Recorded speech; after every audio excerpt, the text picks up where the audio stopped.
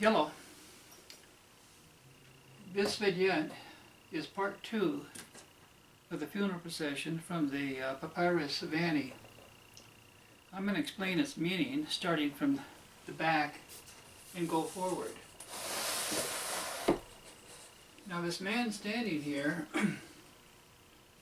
is referring with his left hand to these things, flowers, humans, animals, etc. And with his right hand, he's pointing out here that they have a higher meaning, symbolic meaning. Now there's two men standing here next. One is holding a papyrus flower. Well, that's the lower meaning. Now the symbolic meaning. It is the principle or power of life, as body, way, spirit here, controlled by his mind and senses. Now this, see the stem here is cut? That's the principle of death. Now on this pole right here, he's carrying two chests. The first one right here represents the knowledge of the conscious and subconscious principles of powers of genetics of your body, mind, and spirit. And the second one here represents the knowledge of the death of your body, mind, and spirit. Now you see at the end of the pole here is curled up on both ends, representing two principles of you, your birth and death. Now, the second man here is also carrying two chests on this pole here. You see this first chest here is behind this one. And there's two standout images here. This one representing your, and this one representing spirit. So we put them together, your spirit. So this is the knowledge of the underworld, the place where your spirit goes after death. And this chest over here represents the knowledge of these conscious, subconscious principles of genetics of your rebirth. Now, on this pole here is also curled up at both ends here, representing two principles of you. Now, he's also holding a papyrus flower here. But notice up here, this sign here. See, this is a spirit sign, and the spirit sign down here. This is one principle of life that gives rebirth to your spirit in the underworld, controlled by his spirit of mind and senses. Now, these papyrus flowers here on top of these chests represents the plan of nature to create life again and again by transferring the seed of a previous generation to the next. So understanding this principle of life and this principle of death and this principle of rebirth helps you to take the right step going forward. Now next, there are 8 female mourners here. 6 are standing, 2 are kneeling, and in the back there are 2 men. They represent human spirits of the underworld, which have no physical body. See this line under the eye? That represents tears. Because when their physical body died, they lose consciousness of the physical world. But they retain the eye of the mind, consciousness in the underworld. Now, the first one right here is kneeling, representing she's subject to the law of birth and death. And she's looking in this direction, and she's referring to the 2 powers of life. You see the sign behind her head? Now those 2 powers of life are her birth and her death. Now the second female, she's also referring to the two powers of life, the rebirth of her spirit after death from the underworld. Now this next female, she has her arms held up like this, referring to two types of human spirits in the underworld. Now the first refers to male, and the second here refers, no, the first refers to female, the second here refers to male. Now you see his arm is referring to this next person here, is also male.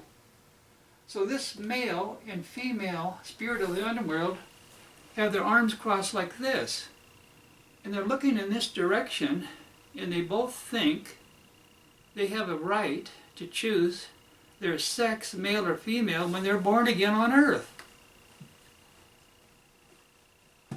Now this hand up here, the right hand it is, represents, that's the power, fourth and fifth power of mind. That's human and divine. Now this next female also has her hands up like this. And there's this sign here between the arms. It's this sign, the two powers of life. Now the first she's referring to is the two powers of life are negative and positive, and the second two powers of life are mother and father. Now this next female is referring to, she thinks she has a right to determine whether she wants to be born on earth or not again, and those are two powers of life. Now this next female here, she's referring also to the two powers of life, referring to the fourth and fifth power of mind, human and divine, because she's looking over this way. Now, this last female here is kneeling.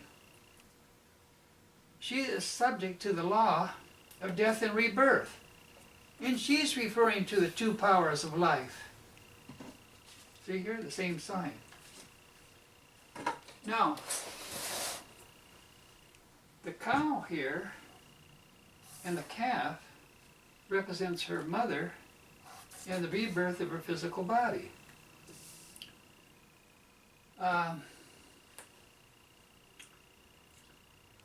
the cow here represents the fourth, fifth, and sixth principles of physical mother genetics.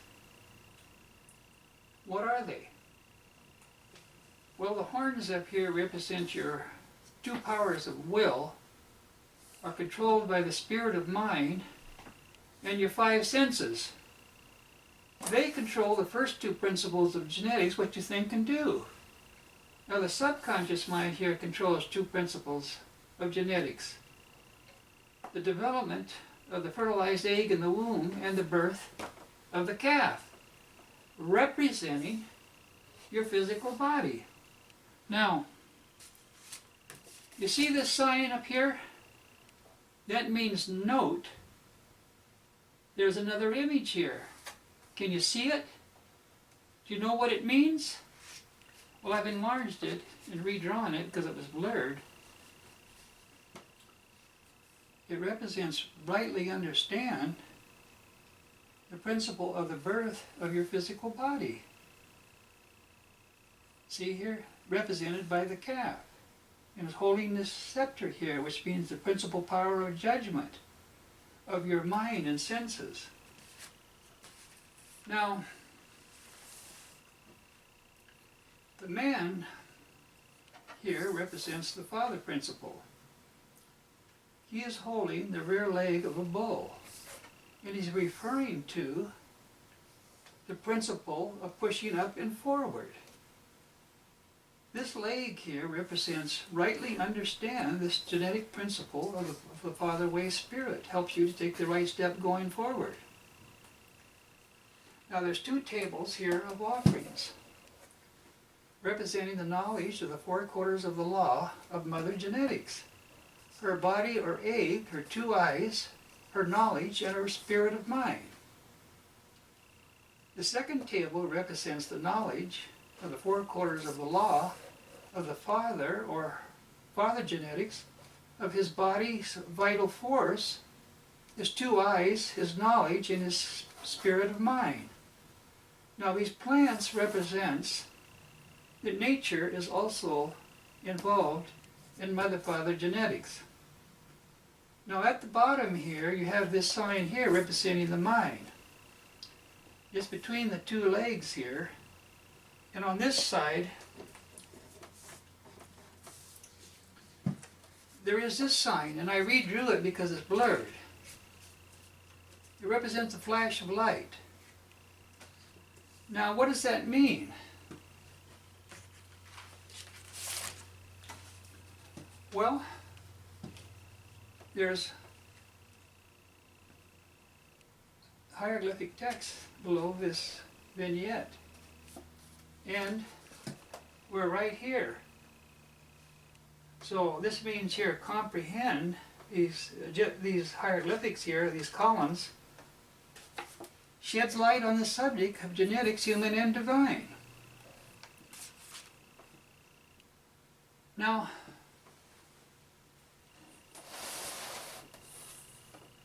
the next man here is the hieroglypher, the author of the papyrus. He has been given the name of Ani, and he's referring to here grasping the double meaning. Understanding this helps you to take the right step going forward. Now these are some of the hieroglyphics. The knowledge here, starting at the bottom, the knowledge of the carnal and divine powers of your body, mind, and spirit. Now this sign here is the same as this one here. It represents the knowledge of genetics, of the principles of genetics, human and divine. And there are two signs here. Those are the vase signs. It represents your set spirit, human and divine. But you notice here, your set spirit is not enough. You have to have a right spirit. Now this next sign here is this sign. You see how it's curled up here, makes a U sign? The knowledge of your two tools to bring forth. What are they? Those are adze, A-D-Z-E. It's a tool for cutting wood, giving form to it. Bringing something into existence that only existed potentially. Well, what is that tool? Well, it's the law, human and divine. Now, this next sign here is the rear leg of a bull, representing the principle of you pushing up and forward. That's also a genetic principle. Now, this one here, see this right here? It's an arm and a hand. It's referring to grasping the carnal and divine powers of genetics. Now, that's blurred, so I redrew it. You see, here's the arm and the hand. It's repeated over here, referring to grasping these carnal and divine powers of genetics. This is the phallic symbol, represented by these two men here. Now, each is holding two hieroglyphics, representing the four parts of the law, human and divine. Went all the way over here. Now, the first arm is holding this hieroglyph. Represents the principal power of your body's egg. Your genetic potential. It has to be virile or fertile. That's 1/4 of the law. Now this next arm is holding a picture here. You have to appropriate your body's vital force for this process. That's 1/4 of the law. Now this other arm here is is holding a censer. Now you can see here the receptacle and the fumes rising, representing the desire. Well, he's burning incense here, represents the desire of the spirit of mind. Now also you see this sign, that's the vase sign again, it was down here also, meaning a set spirit. Desire in a set spirit here is 1/4 of the law. Now this other arm here is holding this sign, representing your power of life. What you see and desire, that's held by the right hand. You see the difference? You have to rightly control that power of life. That's 1/4 of the law. Now this priest, or teacher of the law, human and divine, is wearing a leopard skin. And you see here it means grasp. You must put this wrong spirit of man to death, who satisfies his desires by committing these acts of violence. Now, understanding the law, human and divine, helps you to take the right step going forward. Now this next group of hieroglyphics represents, comprehend the principles of you, or your body, the two powers of life here of your two eyes, of your mind and your spirit, which controls the procreation of your inner spirit and egg of the sun, the physical body of the sun, male and female. Now, this sign here represents the knowledge of mother, father, son genetics in human. And this represents the knowledge of mother, father, son genetics divine.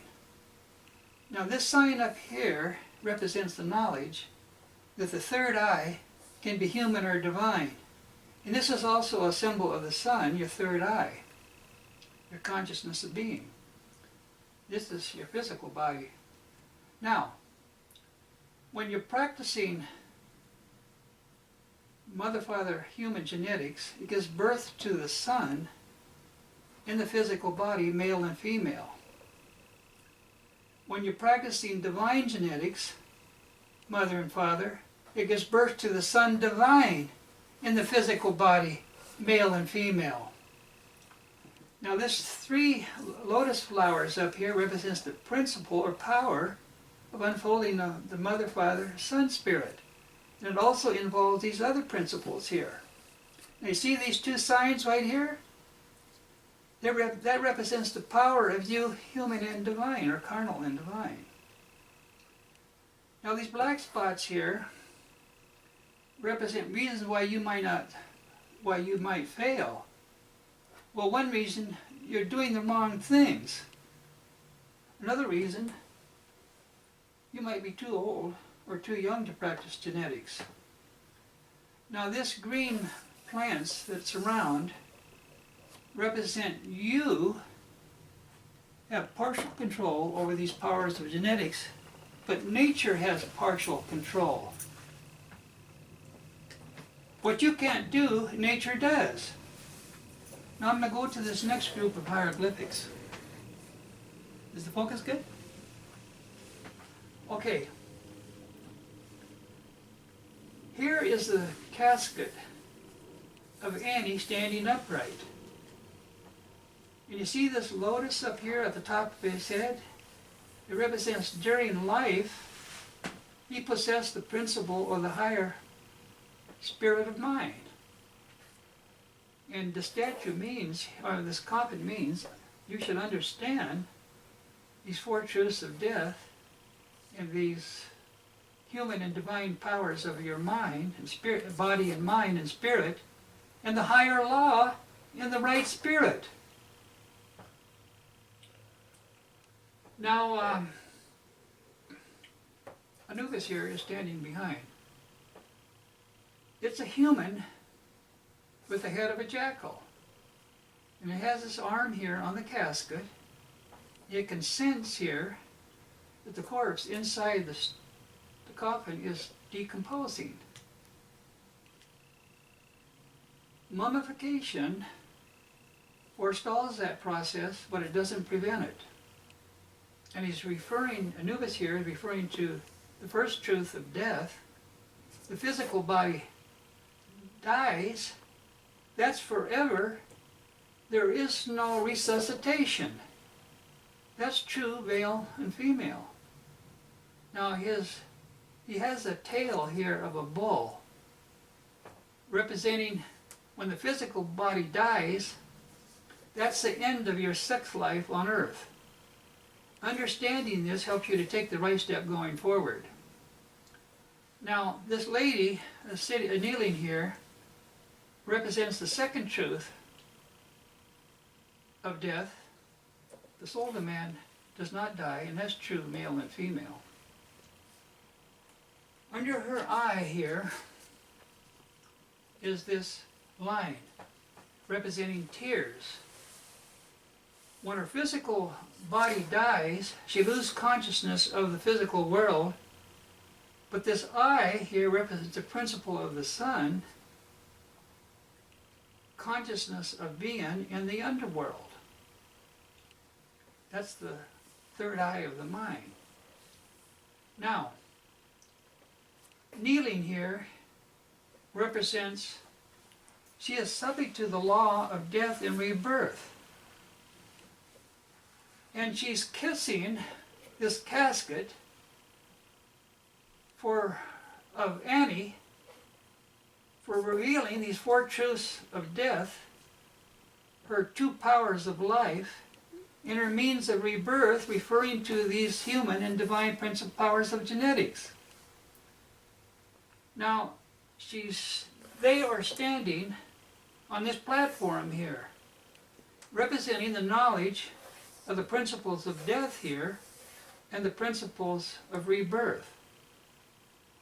Now, this last image here is the tomb of Ani, where this papyrus was placed to preserve this human and divine knowledge here, and these carnal and divine powers of your body, mind, and spirit for future generations.